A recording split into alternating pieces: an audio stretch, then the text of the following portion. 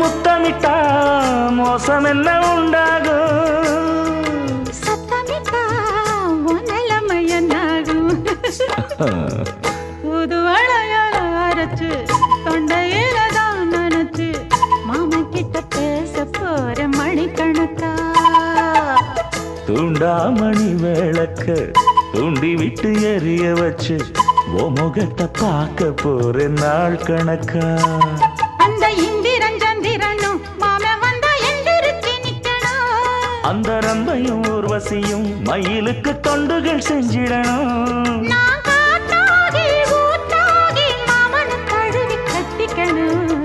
தூது வளையல அரைச்சு தொண்டையில தான் நினைச்சு நானும் கூட பேச போறேன் மணிக்கணக்கா.